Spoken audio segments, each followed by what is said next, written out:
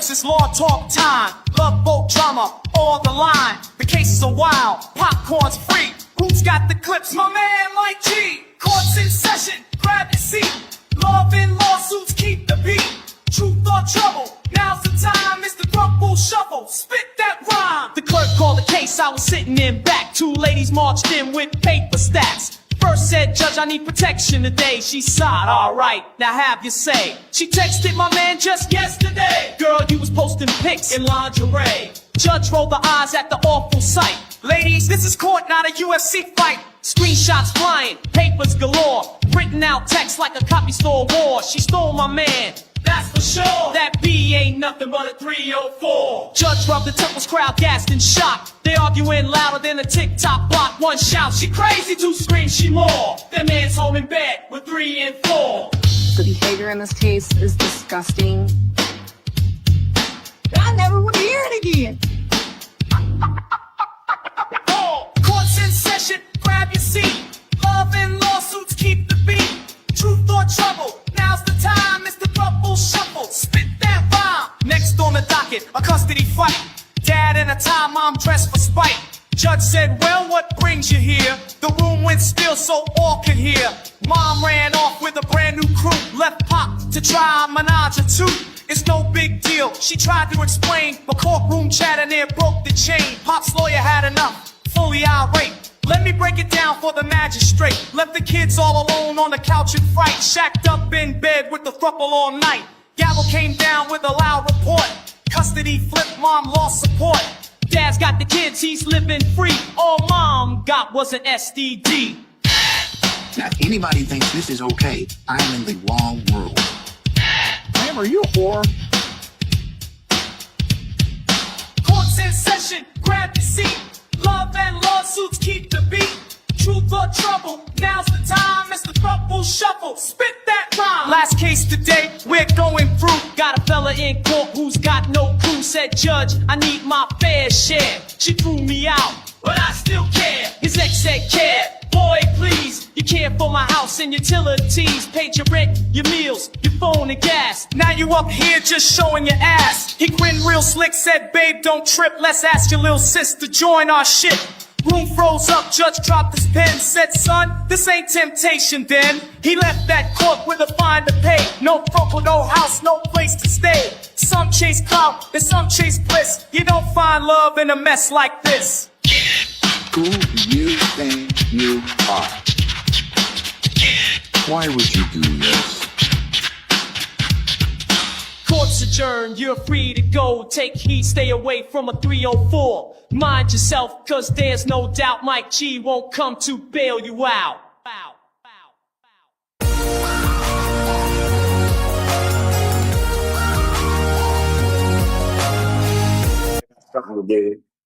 Welcome, everyone. We're here on the record, and this is the matters of people of the state of Michigan versus Mike.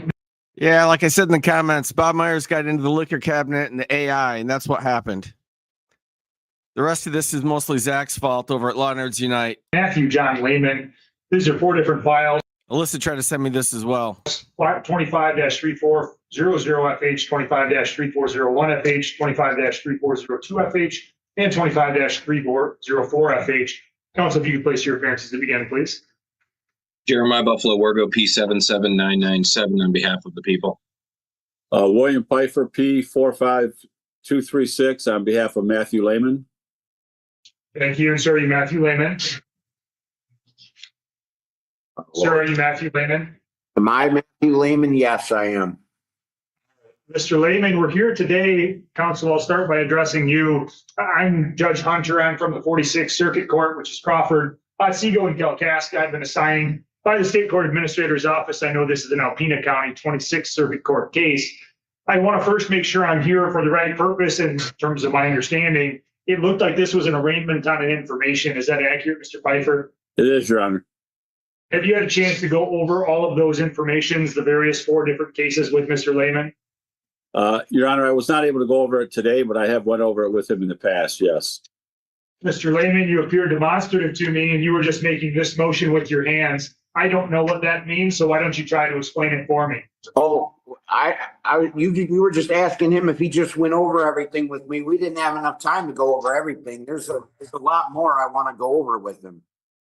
I'm sure there's many more things that you want to go over, but the purpose of this hearing is relatively limited. That's why I asked your attorney. But now I'll ask you. The purpose of an arraignment on an information is to determine whether or not you've reviewed the charges against you, whether or not you understand them, and whether or not I think I know what he wants to go over.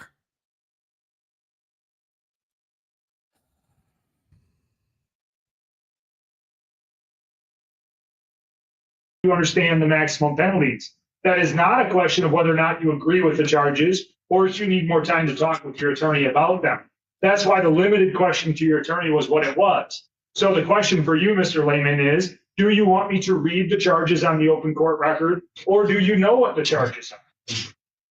I have some idea what the charges are and what some of the maximum sentences are. Well, some is not appropriate to this court. And so what I'll do is take the time that's necessary to go through each and every one of the charges, Mr. Lehman, because it's important that you understand them. More specifically, it's more important to me that you're aware of them. I can't possibly force you to understand them or agree with them, but I will make sure that you have every opportunity to understand the nature of the charges. In the first file that's been filed against you, Mr. Lehman, your charges are the following. The prosecutor has alleged by the information that he's filed that on or about 7/21 or July 21st of 2025, with regard to count one, that you did threaten to commit an act of terrorism and did communicate that threat to another person contrary to statute. That offense, if you're convicted of it, is a felony offense, and the maximum punishment for that felony is up to 20 years in the state prison system and or a fine of up to $20,000. You must reimburse the government for expenses incurred from the violation if the court so orders if you're convicted of that offense. Do you understand the name of that offense and the maximum penalty? Yes, I do, Your Honor. Count two in the information there charges you with the offense known as false report of a threat or terrorism. And that alleges that you did threaten to commit an act of terrorism and did communicate that threat to another person contrary to statute. Again, He see that face like he's shocked. Like, who, me? Me? Terrorism? and count two is a felony offense. The maximum punishment for that felony is up to 20 years in the state prison system and or a fine of up to $20,000. The court has the opportunity to order you to reimburse the government for expenses incurred from a violation of that statute. Finally, in count three, you're charged with the offense of interfering with the crime report. The prosecutor alleges that you did retaliate or attempt to retaliate against another person for having reported or attempted to report a crime committed or attempted by another person contrary to statute. That particular offense is a misdemeanor offense, and the maximum punishment is 1 year in the county jail and or a $1,000 fine. The consecutive sentence may be imposed for any other conviction. Are you now aware of the charges that have been filed against you and their maximum penalties in that file? Yes, I am, Your Honor. Turning to file number 25-3401FH. In that particular case, the information charges you with the offense of count one, malicious destruction of fire or police property. In that case, the prosecutor charges that on or about July 21st of 2025 that you did willfully and maliciously destroy or injure certain personal property, to wit, a security or surveillance camera belonging to or possessed by the Alpena County Jail contrary to statute. That offense is also a felony offense, and the maximum punishment for that felony offense is 4 years in the state prison system and or a fine of up to $5,000. Did you have a question, sir? Oh, no, I was just pointing out, I'm in the exact cell where I did it. It was that camera up there that I broke with. Let me make this more simple for you. This is not a hearing where I'm making factual determinations. This is not a hearing where I've yet sought input from you except as to limited questions. And those limited questions are these following. Have you had a chance to read the allegations against you? Do you understand the charges? And do you understand the maximum penalty? That's it. That's all I'm asking. And that's all I'm permitting. So any of the commentary that you might have, you can save it for your attorney and or for a jury and or for me if you determine to have a bench trial. But the focus of this hearing is not for you to tell me anything else about the case. Do you understand? Yes, I do, Your Honor. So do you understand the nature of the charge and the maximum penalty associated with count one in the second file? Yes, I do, Your Honor. Count two charges you with the offense of malicious destruction. Mr. Lehman, I intend to keep talking. And I'm going to keep talking because you are already tending to make this job more difficult than it needs to be. I say that because this is a simple procedure. And when you're laughing, it suggests to me more that what I'm suspecting is the truth, that you're intentionally trying to impede the role that I have, the role that Mr. Wergau has, the role that the Alpena County Circuit Court has, or the role that even your own attorney has. If my suspicion in that regard is continued and I make a finding, I'm simply going to remove you from this court proceeding and I'll conduct it with your attorney. However, that's an extreme measure. I don't want to take that action, but I am not going to allow you to turn this hearing into a mockery. And if you continue to act like this is a funny proceeding, I will view you as having waived your right to participate. Do you understand what I've said? Yes, I do, Your Honor. Judge, we're here for the mockery. We'll also accept a circus. Either one of those things. That's what Law Talk with Mike is here for. Do I need to repeat any of that circumstance more specifically for you? No, you do not, Your Honor. Then you should act accordingly. You should listen carefully to the things I'm saying, and you should answer only those inquiries that I put to you. He is excellent. Count 2 in the second file, 25-3401FH, charges you with the offense of malicious destruction of fire or police property. If convicted, that also is a felony offense. Maximum potential punishment, up to 4 years in the state prison system and or a fine of up to $5,000. Do you understand the name of that offense and the maximum penalty? Yes, I do. Count 3 charges you with malicious destruction of fire or police property. It alleges that you did willfully or maliciously destroy or injure certain personal property, to wit, a broom belonging to or possessed by the Alpena County Jail, contrary to statute.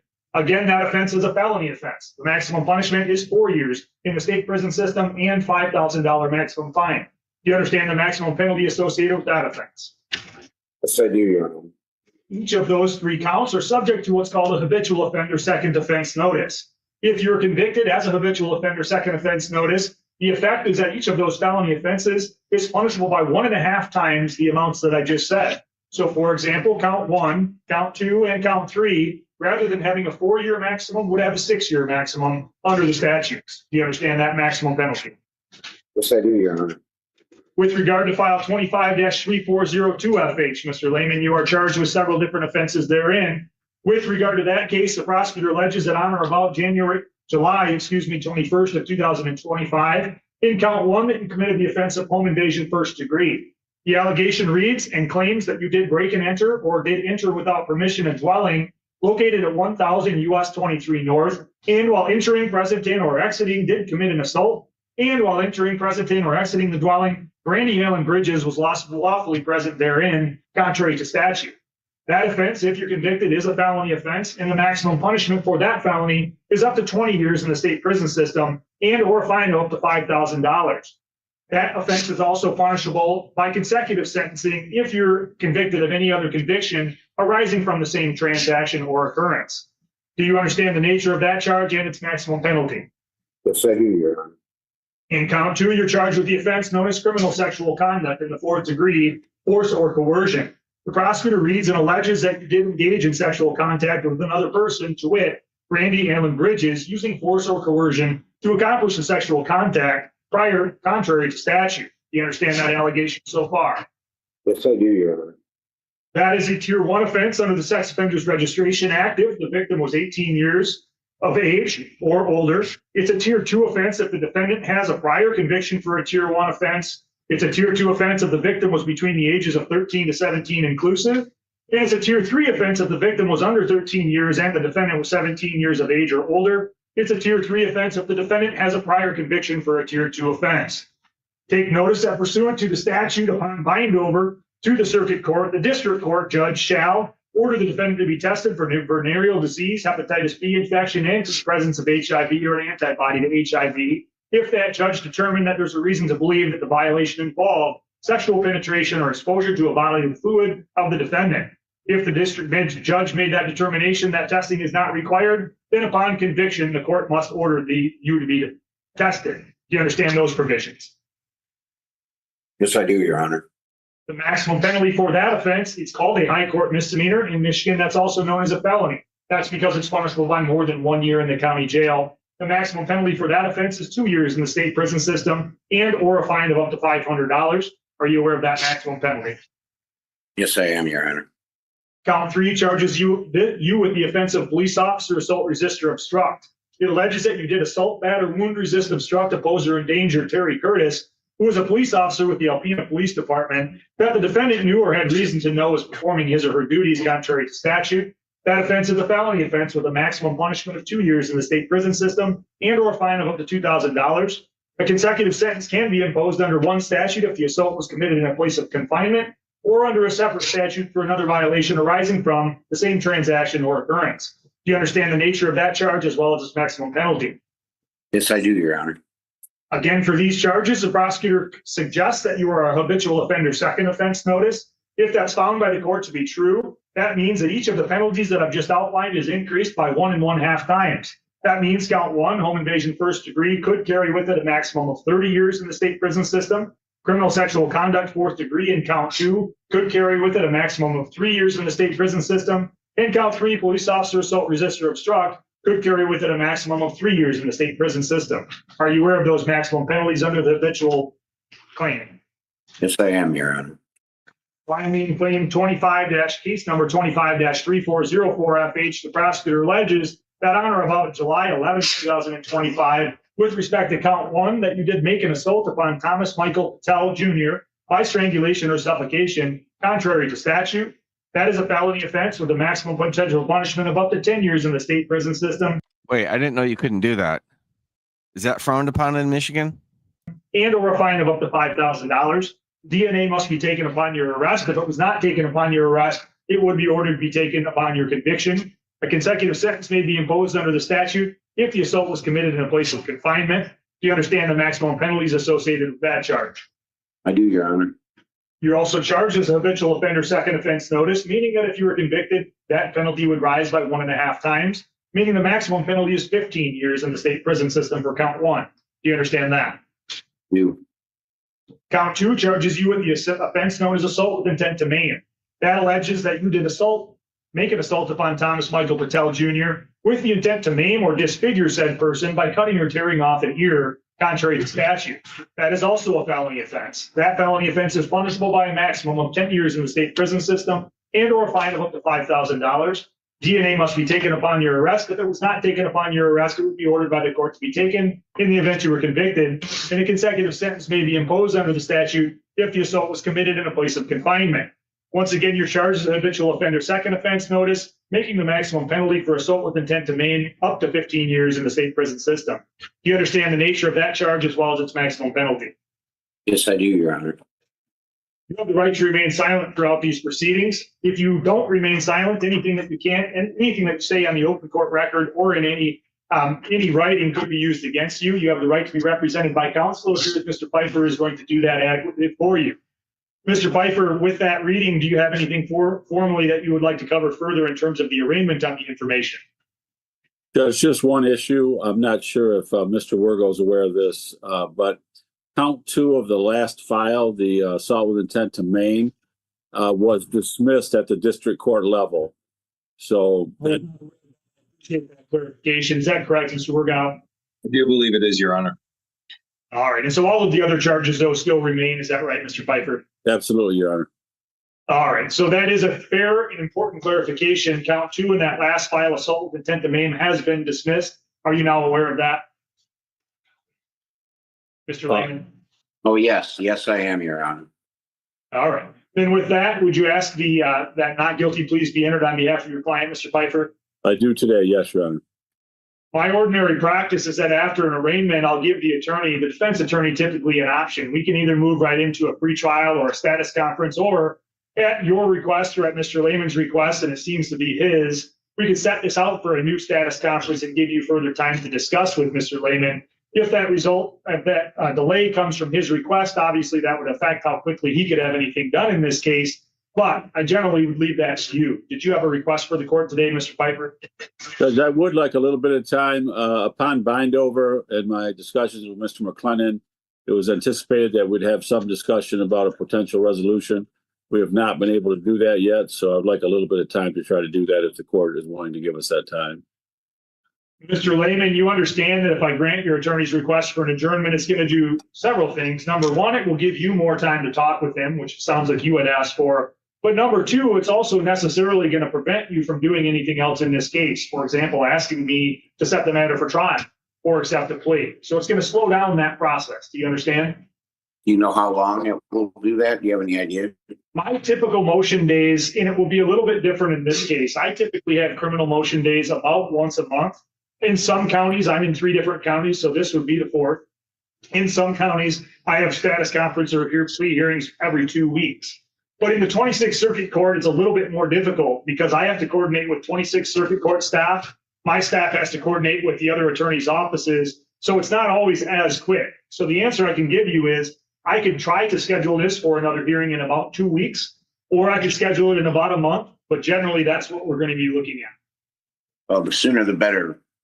I would like to. Well, do you want me to try to schedule a hearing in about 2 weeks? Yes, that's okay with everybody else.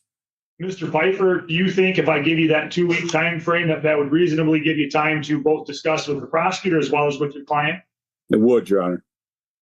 And Mr. Wargow, on behalf of the people, do you have any opposition to an adjournment of that nature? We would support it, Your Honor. All right. So I'm not going to guarantee that exactly 2 weeks from today will be the next hearing, but I'll do my best to put it right about that time frame. As again, I've already said, I've maintained dockets in 3 counties already in the 46th, and scheduling when you add another county is more difficult, but I'll make every effort to get this matter on within that approximate 2-week time period. Mr. Pfeiffer, anything else you wanted to cover today? No, Your Honor. Mr. Wargow, anything further on behalf of the people? No, Your Honor.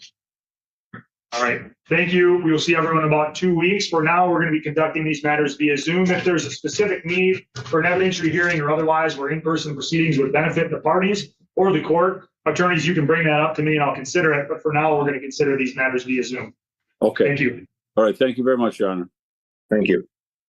Thank you, everyone. Thank you. The court will be in recess on these matters.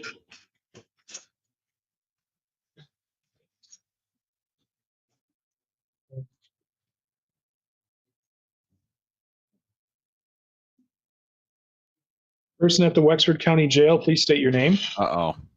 I think I've seen this goof before. I can't remember. Adam Arrington Rimmel.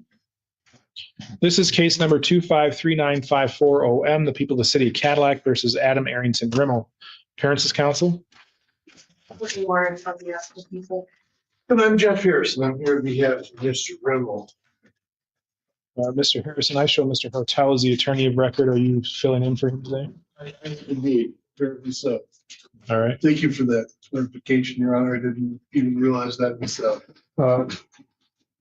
Harrison, what are we here for today? What are we here for today? My indication is that it was a pleaded sentence as charged to charge disorderly drunk. We also have a bond violation outstanding as well. He was arraigned on November 3rd for that. We set it for a contested hearing. Ms. Lawrence? Based off my conversations with Mr. Hartel, it was my understanding he was going to plead guilty to all of the bond violations as well as the underlying charge. All right. Mr. Rimmel, a couple of questions for you. One, your attorney of record is Mr. Hartel. For whatever reason, he's not available today. So another attorney in his office, Mr. Harrison, is filling in for him. Are you okay with that? Yeah, I've previously met with Mr. Harris, and I spoke with Rob this morning here in the jail. All right. Now, my next question to you is did you hear the attorneys say what the resolution in this case is? That is that you would be pleading guilty as charged to the disorderly drunk, and you would also be pleading guilty to the bond violations. Is that your understanding of what's happening today? I didn't hear anything about the bond violations until just. All right. So what I'm going to do, Mr. Harrison, if you want to get on Zoom, I'll put you two into a breakout room. And just so you know, Mr. Harrison, what the bond violations are, is that he failed to enroll in the testing program, both alcohol and drug testing program, and that he had positive tests for alcohol on September 7th, 8th, and 9th. You are one pathetic loser. Ms. Lawrence, those are from out of county police reports, if I recall correctly, correct? Yes. And that he failed to appear for a show cause on his bond and pretrial on September 24th. All right, so Mr. Rimmel, what's going to happen is Mr. Harrison is going to get on Zoom, and then I'm going to put you both into a breakout room and you can discuss matters further. Okay, thank you. All right, we are back on case number 253954. Mr. Harrison, have you and Mr. Rimmel had opportunity to discuss issues? We did, Your Honor, and thank you for that opportunity. It was valuable for us to refresh our collective memory with regard to the matter. He is prepared to make admissions to the bond violations and to end the plea as discussed to the underlying charge. Mr. Rimmel, is that accurate? Yes, it is. All right, will you please raise your right hand? Do you solemnly swear or affirm the testimony you give in this matter will be the truth, the whole truth, and nothing but the truth? Yes, I do. All right. Sir, it's my understanding that you'll be pleading guilty to the charged offense of disorderly drunk. That is a 90-day misdemeanor and or a fine of not more than $500. Additionally, you'll also be pleading to the bond violations that we had previously discussed. But just to refresh your memory, it's that you failed to enroll in alcohol testing, that you failed to enroll in drug testing, and that you tested positive for alcohol on September 7th, September 8th, and September 9th. You failed to appear for a show cause on bond and pretrial on September 24th. Is that your understanding as to what's happening today? Yes. May I say why that is the reason? We'll get to that. We'll get to that in a minute. Back on September 4th of this year, were you on probation or parole? No. Were you on bond? On September 4th? Yes. I think that's what you said, that I was on bond. Were you on bond for any other court besides us? No. All right. I'm Do you remember reading and signing the advice of rights form? It talked about your rights to a trial and your rights to an attorney. Yeah. Did you understand those rights? Yes. Most importantly, do you understand that you have a right to a jury trial and that by entering a guilty plea today, you won't have a trial of any kind and you'll be giving up that right? Yes. Other than the plea agreement, well, I guess there's not really an agreement. Has anybody promised you anything in order to get you to plea today? No. Has anybody threatened you in any way? No. And is it your own free choice to plea today? Yes. Are counsel aware of any other promises, threats, or inducements not made part of the record? No, am I. Then Mr. Rimmel, to the allegation that on or about September 4th, 2025 in the city of Cadillac of Wexford County, how do you plead to being a disorderly person drunk in the city of Cadillac? Guilty or not guilty? Guilty. And to the violations that you failed to enroll in alcohol testing, failed to enroll in drug testing, that you tested positive for alcohol on September 7th, 8th, and 9th, and that you failed to appear for a show cause on bond and a pretrial on September 24th. How do you plead? Guilty. In order to accept those pleas, I must have you tell me what it is that makes you guilty. So back on September 9th, were you in looks like the vestibule of Kirtland Terrace here in the city of Cadillac? Yes. And prior to being in there, had you consumed alcohol? Yes. And did you create a disturbance there by sleeping in the vestibule and returning after you had been told to leave?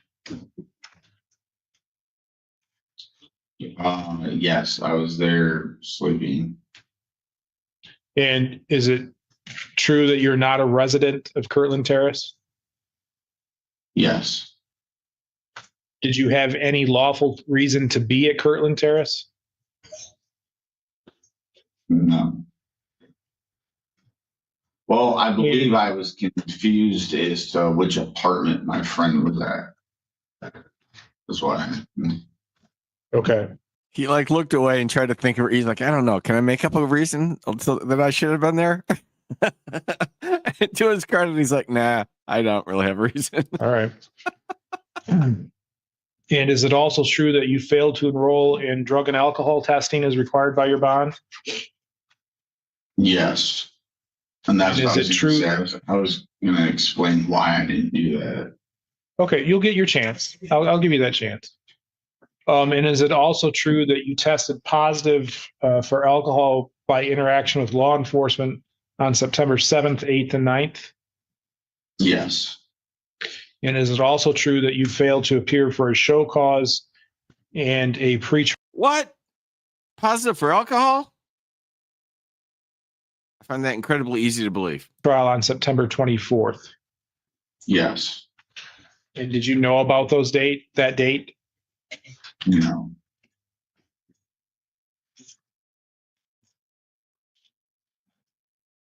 If you were supposed to appear that day, do you have, well, let me rephrase that. Do you have any reason to doubt that you were supposed to be here on that date? Well, I didn't know anything about those dates because I don't have my mail goes to Kalamazoo. Did you not receive your court date at the jail before you left? Yes, but then my bag got lost or stolen, misplaced, and then I didn't have the paperwork anymore. But you do remember receiving a court date? I do don't remember what date it was. I do remember receiving. I thought it was the 15th, and that was in my head. I remember it was like in red writing. It was like stamped in red writing, like the date on the paper when I was supposed to go to court next or whatever. And Okay. or whatnot. But I didn't have that paperwork on me anymore because I lost my bag. All right. Do counsel believe the defendants provided a factual basis in which to accept the pleas and the court rules have been complied with? Yes. I do as well. As does the court. I find the pleas are knowing, voluntary, and accurate. Sir, I find you guilty of violating the terms of your bond, and I also find you guilty of disorderly drunk. Ms. Lawrence, are we able to sentence today? We are. Any elocution, Mr. Harrison? Clearly, Mr. Remmel leads a transient lifestyle, and clearly he is heavily dependent upon alcohol to get through his day. Transient lifestyle, that's what they're calling it now. All right. The PVTs in question here were both above 2, at least on the ground with the officer. And however, Mr. I can't wait for the day when my attorney has to has to say to a judge with a straight face in court, my client leads a naughty lifestyle. And all these actions were in line with that, Your Honor. Remmel remained relatively coherent and was able to have a conversation with the officers, which would be indicative of somebody who has a significant issue with alcohol. I don't think I'm stretching out too far to illustrate that to the court in this situation. That's not an excuse legally. It's not a defense to the charges. It is, however, an explanation of why he was somewhere he wasn't supposed to be. He doesn't necessarily have any bad intentions toward anyone. He simply cannot control his use of alcohol, and it leads him to make determinations such as the one he made in this event, where he would sleep at an apartment building in the vestibule in Cadillac, Michigan, where he doesn't appear to have any significant ties to the community. Obviously, my concern is for him physically, is for his health. I don't believe he's a overall threat to society. He doesn't have a history of antagonizing anyone. He doesn't seem to have a history of driving anything. He doesn't even seem to have a history of being the subject of 911 calls due to his location. There were 3 police reports that formed the basis of the probation violations, and they were all public locations, 2 gas stations and a Walmart store in central Michigan. So I don't know what determination the court can make except to say that the offense to which he pled to, being a disorderly drunk person, appears to be his way of conducting himself in public. I am concerned that a longer period of incarceration without having the ability to consume alcohol or some substitution thereof will lead to fairly significant health concerns, if they haven't already, for Mr. Rimmel. This is truly a case of, I think he needs to be released from jail. Ideally, I would hope he would seek treatment. I would hope he would seek medical intervention. I would hope he would seek. Oh yeah, yeah. He's gotten to this stage of life. I think, Judge, wink, wink. I think we need to let him out and hope that he seeks treatment. I mean, he doesn't have any money for treatment. And I'll tell you what's a lot cheaper if he does actually come into some money. Happy hour at the local dive. I'll tell you what's even cheaper than that. Hobo vodka at the local 7-Eleven. My money's on that. Some solution to what those of us in this room will define to be a problem. Quite frankly, I don't think he sees it as a problem. Thank you. Thank you, Ms. Lawrence. Thank you. Just to give the court a little bit of background, before the defendant was found in the apartment complex, officers had an initial contact with him inside the Save-A-Lot here in Cadillac. He had locked himself in the bathroom and was refusing to leave. When officers got the door open, they found him laying on the ground covered in vomit, extremely intoxicated. Officers then had him transported to Cadillac Munson Hospital and had essentially the same contact with him that same night, or I should say morning, because I believe it was past midnight. Again, at the apartment complex, and he was passed out in the hallway. This clearly is a pattern of behavior. I think it's pretty clear that Mr. Rimmel has an alcohol problem. In one of the Gratiot County reports, the EMT said he was a frequent flyer and that she recognized him immediately. On top of that, his PBT from the Clinton County report is a 0.316, which is, I think, the highest I have ever seen. I don't think Mr. Rimmel is a good candidate for supervision. He has done extremely poor on bond and continues to drink, so I am going to ask for 45 days jail. Thank you. Thank you. Mr. Rimmel, you had the right to address the court prior to sentencing. Is there anything you'd like me to know? Yeah, she said I was covered in vomit. I don't vomit. I was going to the bathroom, and when I fell asleep, I must have had a seizure. I have seizure disorder, and I hadn't consumed enough alcohol. And even sometimes when I'm consuming alcohol, I still have alcohol withdrawal seizures because I haven't had enough. And she thinks these numbers are so high. My highest blood alcohol ever, and I was completely fully functioning, and no one could even believe it. And I was as coherent as I am right now, was a 0.586. So I do not agree with what she has to say at all. And I was not vomiting. I do not puke. I'm not a puker. Anything else you'd like me to know? Actually, the reason why I ended up in Cadillac was because I was living in Grand Rapids, and I was on the way to Bear River, and I was going through alcohol withdrawal, and the van came to pick me up, take me to Bear River, and they had to stop at the gas station so people could go to the bathroom. And even one of the other passengers was like, "We got to get him some one shears to chug down for the rest of the ride up," because we had another hour and plus minutes before we were going to get to Bear River.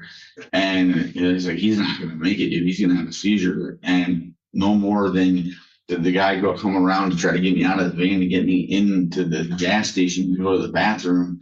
And I just went completely black, passed out, and I ended up in the hospital in Cadillac. That's the only reason why I ended up in Cadillac in the first place. Okay. I appreciate the honesty. I do.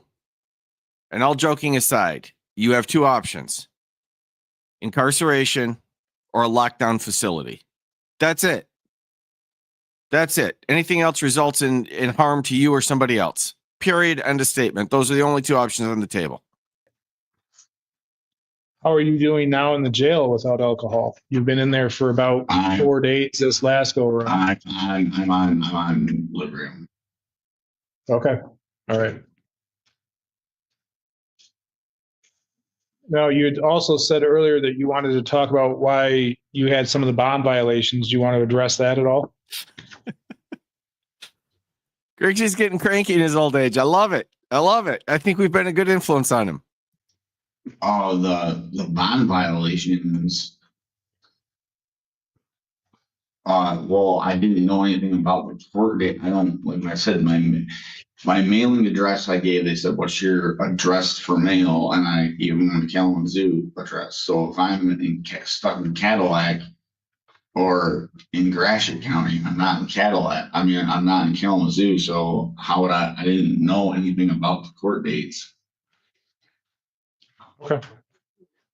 And then I had no way to enroll in testing. Like, how am I going to enroll in testing in Cadillac when I don't live in Cadillac? I live. You're not staying in Kalamazoo. I was in Grand Rapids, and I wasn't sure whether I was going to go back to Grand Rapids or whether I was going to go back to Kalamazoo, because before I went to Grand Rapids, I was living in Kalamazoo, but then I went to Grand Rapids and was over there for a while. All right. Well, you're not the only one who finds themselves not being from the area and still having to test. So the court imposes the following sentence. There is a $75 Crime Victims' Rights Fund fee, $50 state minimum fee.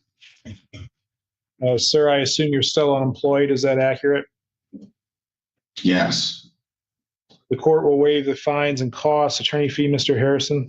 It can be waived. We'll also waive the attorney fee. You know, another thing, I'm from Northern Michigan, probably an hour north of Cadillac, where's where I grew up. And let me tell you, Cadillac would be one of the top places you don't want to be homeless in November. It's a relatively small town. It's kind of pretty. They got a couple nice lakes in there. But it's not tiny, but people will know people who, like, there's no place for a homeless person to hide. And it's cold as hell. Those are the two factors right there. It's not a welcoming spot for the homeless. Going through the defendant's prior history when it comes to sentencing, I find in 06 there was an aggravated assault, 07 operating while intoxicated, 09 operating while visibly impaired. I was born there. Yes, it's true. I was born in the zoo with all the other monkeys. Operating while intoxicated is the second.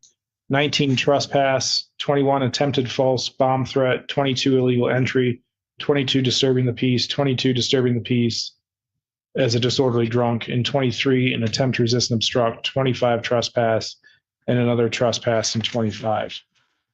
All these trespasses are... No, Mr. Rimmel, you had your chance. It's my turn now. I do believe that he is not a good candidate for probation, given his performance on bond. I am concerned with some of the levels I've heard. Mr. Rimmel, shout out to Bronson Methodist Hospital. They didn't kill me. There's no question you have an alcohol problem. And in order to keep the community safe, I believe a jail sentence is appropriate. I'm going to do 30 days jail with 7 days credit. Well, Mr. Rimmel, because I have sentenced you to a term of incarceration, you do have the right to appeal that decision. If you decided that you wanted to appeal it and could not afford an attorney to assist you, You have 14 days from today's date to request the appointment of an attorney. Also, any balance that remains unpaid for more than 56 days will have a 20% penalty assessed to that. I don't Do you have have any questions for me about, do you have any questions for me about your sentence? Me? Yes. Well, I don't have any money to pay for any of this, so Well, I'm not having money to pay for testing. I'm not having money to pay Okay. for a lawyer. I'm not having money to pay for any fines. I don't have any money to pay for any costs. I don't have any money, period. all right. Well, I am required to impose state minimum fee, so that's what I've done, along with the Crime Victims' Rights Fund fee. Those two are required. So, Well, I don't know. Well, so what happens? I can't pay them, so. well, we'll have to deal with that if the court attempts to collect. Thank you, Joe.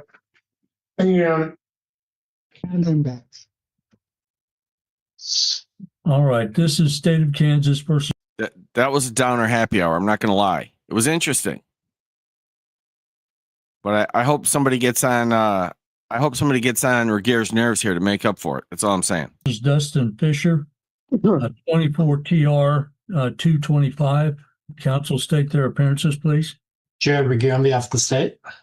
Your Honor, Darren Patterson appear on behalf of Dustin Fisher. Mr. Fisher does appear from Courthouse Security 3. Judge, this is a warrant to show cause. I would tell a court I have reviewed the warrant to show cause with Mr. Fisher. I would tell a court that he is going to stipulate to the following violations.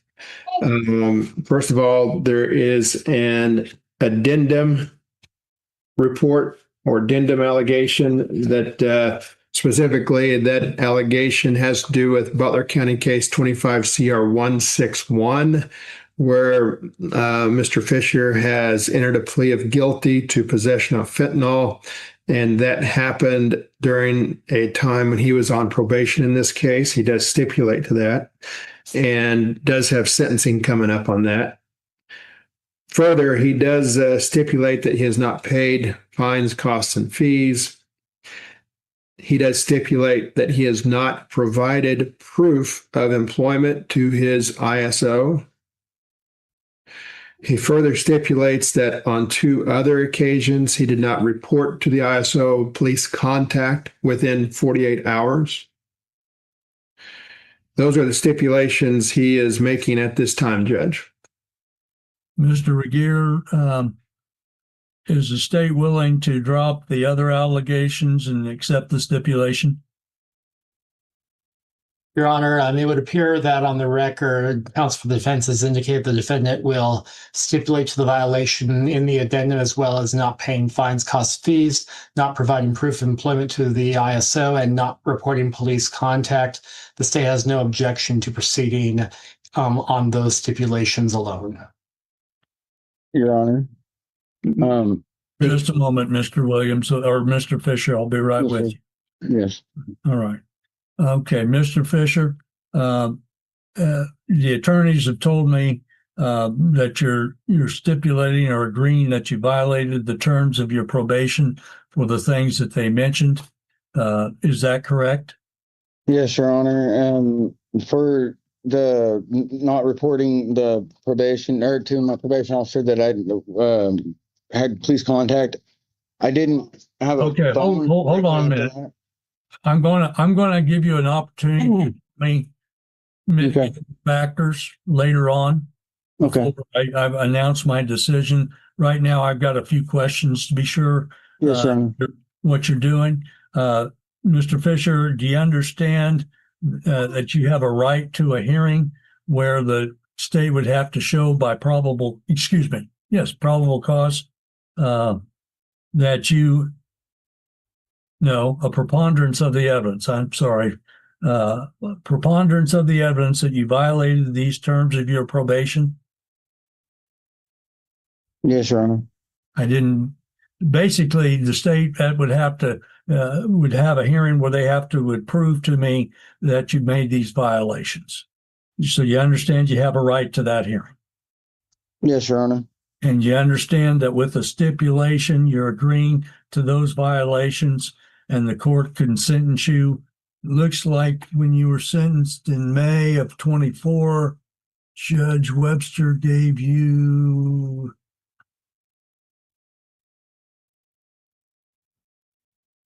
was it Judge Webster? Yes. Sentenced you to 8 months with a $200 fine. You understand that with your stipulation, you'd be waiving that right to that hearing, and you could be ordered to serve the remainder part of that sentence. Yes, Your Honor. Very well. Has anybody forced or coerced you in some fashion to make these stipulations? No, Your Honor. And have you had sufficient time to discuss this with Mr. Patterson? Yeah. All right.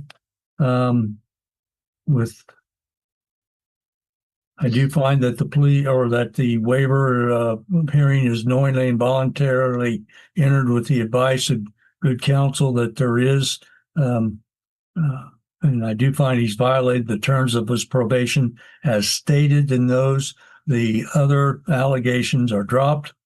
And I will hear recommendations of the parties, starting with the state, then Mr. Patterson, and then finally Mr. Fisher himself. So, Mr. Regier, recommendations? One moment, Your Honor.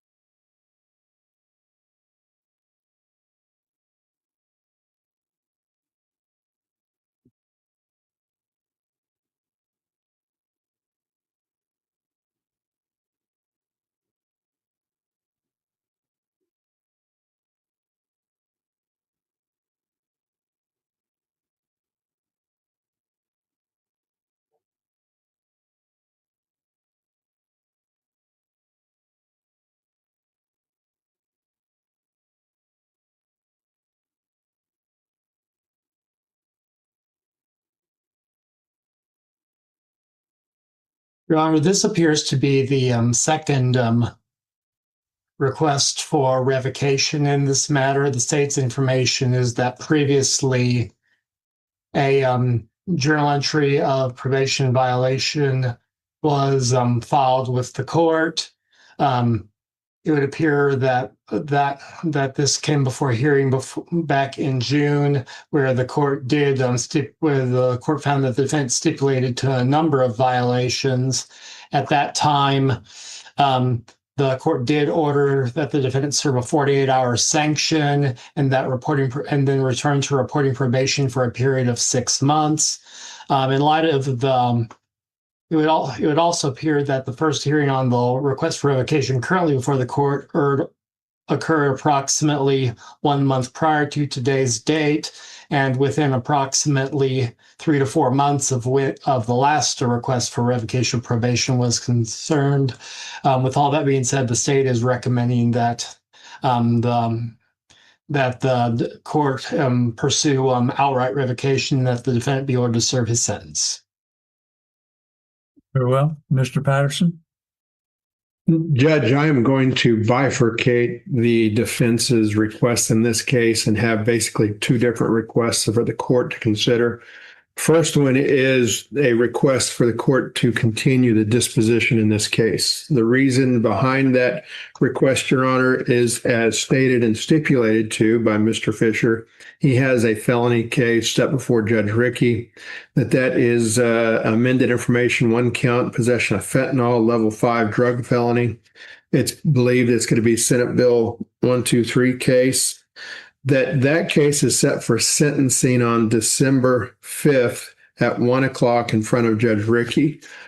Judge, there's a request by the defense to continue this to some date after that sentencing to determine what happens on his felony case, which could be information to be used to determine how long he should be in jail, Judge. If you think about Senate Bill 123, it's 18-month probation with requirements they get treatment and enter into treatment.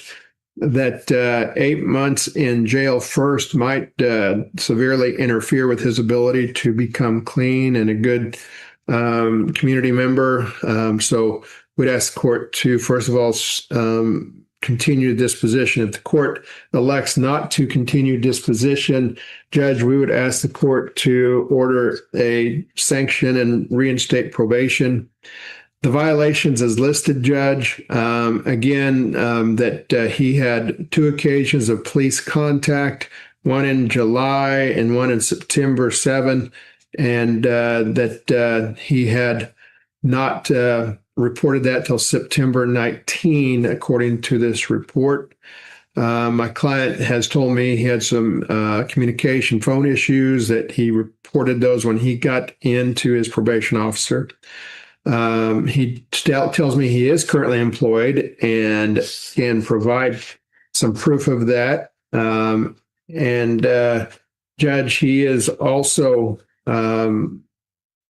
he has a wife at home or significant other, a child at home. He is helping to raise. So a significant amount of time in the jail would probably hurt the entire family, Judge. So we are asking the court for a sanction, reinstate, or to continue this till after his felony sentencing. Thank you. I'm going to deny the request for continuance, and I will make my decision today concerning revocation. So that request is denied. Mr. Fisher, is there anything you would like to advise me before I announce my decision? Yes, Your Honor. I have obtained employment. I've been working with my brother-in-law. He has a plumbing business. It's the Real McCoy.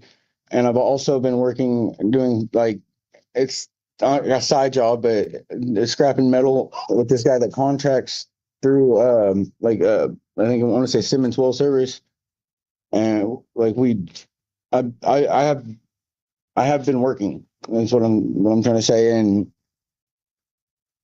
I'm not trying to waive my responsibilities to what has took place. I know that with everything that at hand, I mean, there's certain circumstances that have hindered me from having successful, getting things done in an orderly time and doing things in the fashion you guys want me to do them. There's a lot of factors in there that, are out of my control. And I'm not trying to deter my responsibility to the situation. Things have been rough. Let's say that. That's all I have to say. Thank you. Mm-hmm. In reviewing your file, as noted, you on June the 16th, there was a revocation hearing. On that date, Judge Webster placed you, gave you a 48-hour consequence. Yeah. And okay, you don't need to respond every time I pause. Sorry, Your Honor.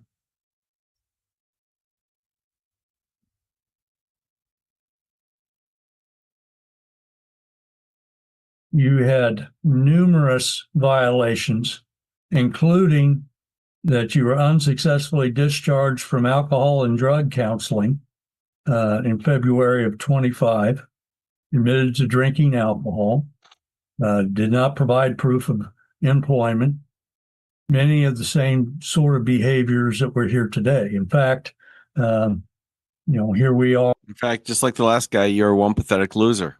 In October, and the motion to revoke was October, and we're here in November. I note that your offense was driving while an habitual violator, first conviction. To get a habitual violator, you have to have at minimum, three major violations on your driving history. And now you additionally have possession of fentanyl. I have, for the last 5 years, been hearing juvenile and, more importantly, the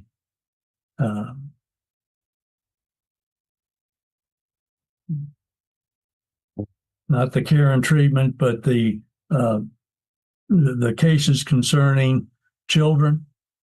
And when children's parental rights, I have had to officiate where children have watched their parents die, found their parents' bodies where they've overdosed from fentanyl.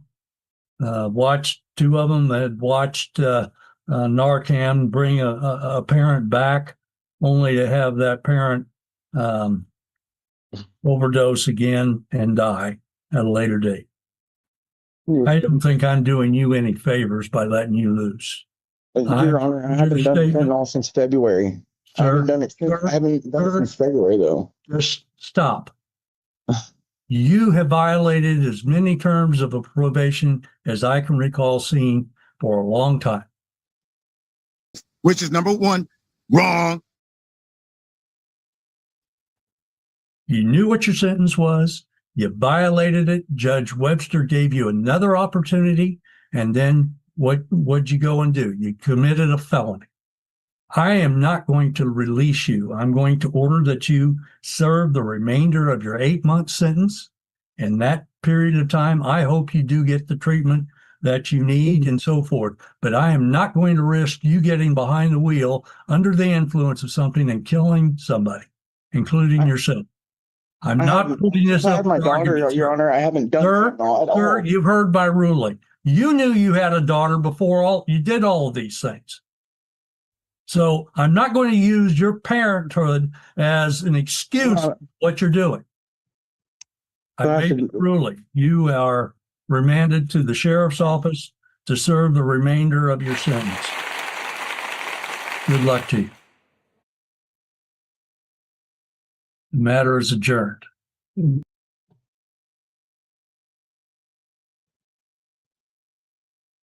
Mr. Khan? Yes, I have about six or so more. LVNV Funding LLC versus Kayla L. Kirkendall. Everybody loves the quickie, Karen. Who does appear to be on the Zoom. Ms. Kirkendall, can you come on the Zoom call, please? Yes, sir. Yes, Your Honor. This is Alyssa Enzak's fault. Hi there. So this comes on for, we've mentioned summary judgment a number of times, but I didn't give really an explanation as to what that is about. When suits are filed, one party or other can ask for what's known as a summary judgment. A summary judgment is appropriate when there's no real material issue of fact, and one party or the other is entitled to a judgment as a matter of law. And then in this case, this appears to be a credit card, a debt of some sort. And so Mr. Khan, on behalf of LVNV Funding, is asking for a judgment to enter in your favor. Other rules with regard to summary judgment are you need to respond in writing, a written declaration in writing, which I didn't see.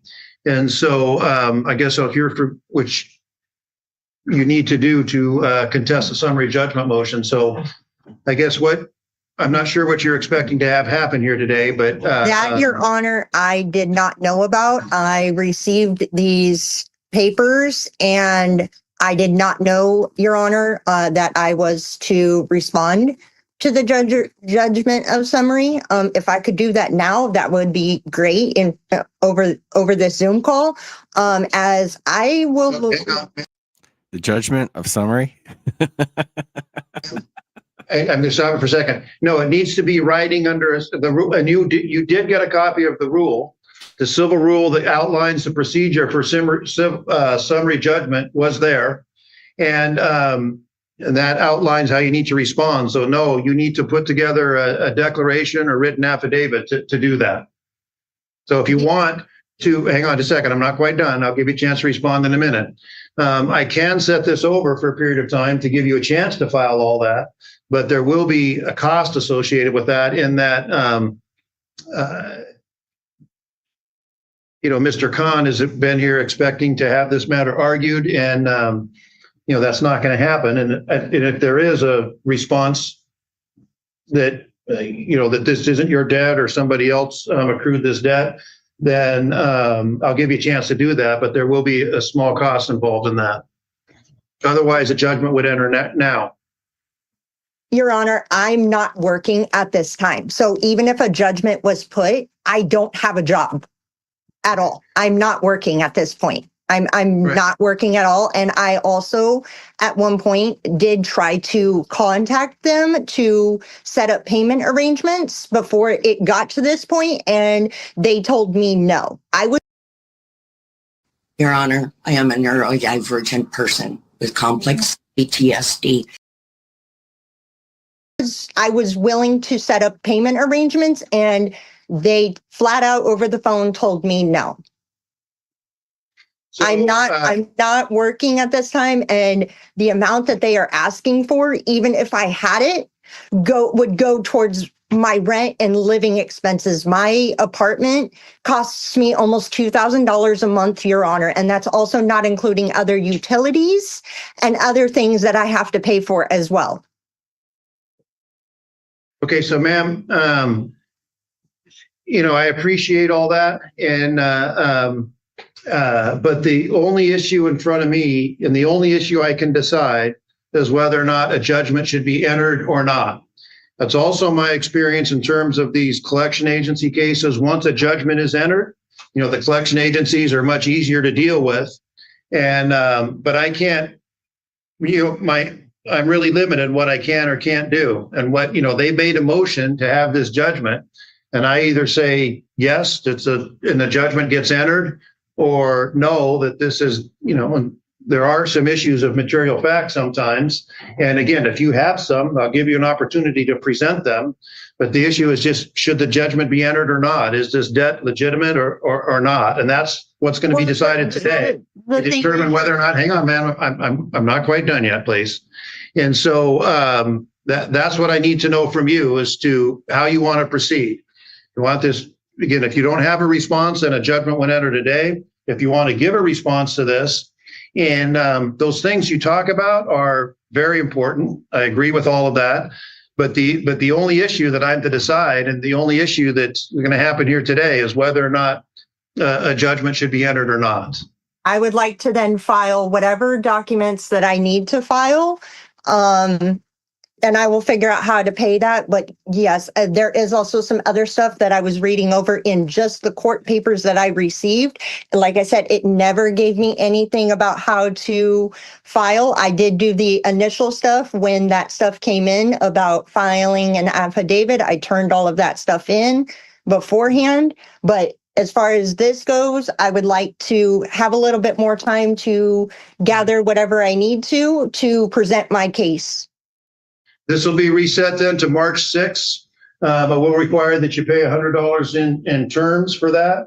And we'll see you back here on March 6th. And ma'am, I would encourage you to look through your what was served to you, because I do believe a copy of the rule. The only thing. Hang on just a second. Mr. Khan, did you? Yeah, wait a second, because I have a question for her. I really do. I just one question. Ma'am, are you a whore? Did you submit a copy of the civil rule with regard to summary judgments? Yes, Your Honor. With all of our summary judgments, we do provide a copy of CRLJ 56. Well, that was not delivered to me. So. Okay, hang on just a second, ma'am. Did you get a copy of a motion for summary judgment? I got basically all of the papers that I received was basically an order of summary judgment, notice of motion of docket, all of the exhibit stuff, but that was it.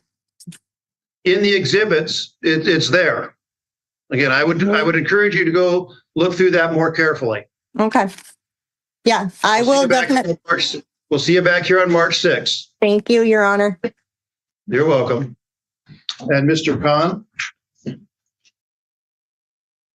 All right. That was fun. There you have it. Friday happy hour. Behave yourselves. Take an Uber. I'm not bailing you out. Go over. Bob Myers is responsible. for that ridiculous introduction. I put a link to his channel. I think I was the only subscriber as we started this. I don't know if I should encourage him. If y'all go over there and subscribe, he'll start posting more stuff, I'm sure. No, seriously, thanks, Bob. I appreciate it. I'll see y'all soon.